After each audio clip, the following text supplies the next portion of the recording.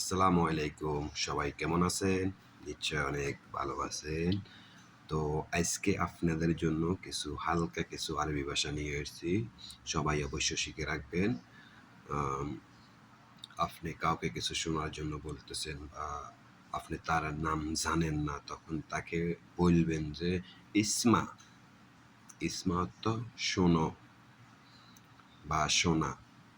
ঠিক আছে? তুমি কাউকে ডাকতেছ, তুমি বলবা যে ইসমা, অর্থাৎ শোনো।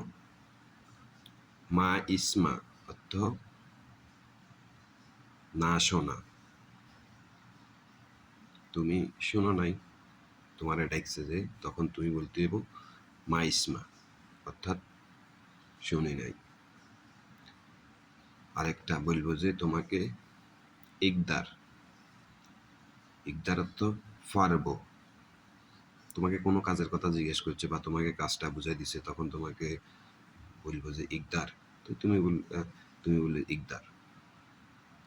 ইকদার অর্থ পারবা। যে তোমাকে কোনো কাজ দেখা দিলে তুমি বলবা যে ইকদার, তুমি পারিবা। আবার আরেকটা বলবো যে তোমাকে মা ইকদার।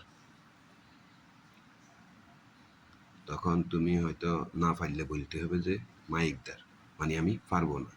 মাইকদার অর্থ পারবো না। আরেকটু হয়েছে যে সুবাহ, অর্থাৎ সুবাহকে বলা হয় সকাল। সবসময় মনে রাখতে হবে, আর এগুলো শিখে রাখলে অন্তত কাজে আসবো।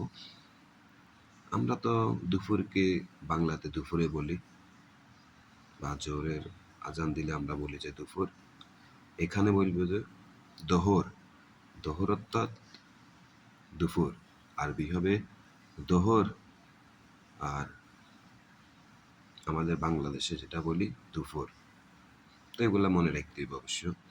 আরেকটা আমরা রাত বলি বাংলাদেশে, মাগরিবের পর থেকে আমরা বলি যে রাত।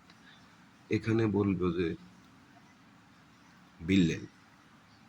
বিল্লেল অর্থাৎ রাত। আরবিতে হবে বিল্লেল, বাংলাতে হবে রাত। আর আমরা তো দিন বলি না, আরবিতে হবে নাহার। নাহার অর্থাৎ দিন। এটা মনে রাখতে হবে, এগুলা কিন্তু দরকার। এগুলা সৌদি আরবে চলতে হলে প্রথম অবস্থায় এগুলা দরকার। যে আমরা বলি না সৌদি আরব আসলে রাত আর দিন, এটা কিন্তু বুঝতে হইব। সকালকে কি বলে এটাও বুঝতে হইব, রাতকে কি বলা হয় এটাও বুঝতে হইব।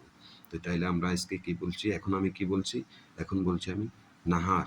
নাহার অর্থাৎ দিন, বাংলা হবে দিন। ঠিক আছে? অন্তপক্ষে ভিডিওটা যদি ভালো লাগে টাইম লাইনে রাখি দিবার চেষ্টা করবেন, শেয়ার দিবে চেষ্টা করবেন।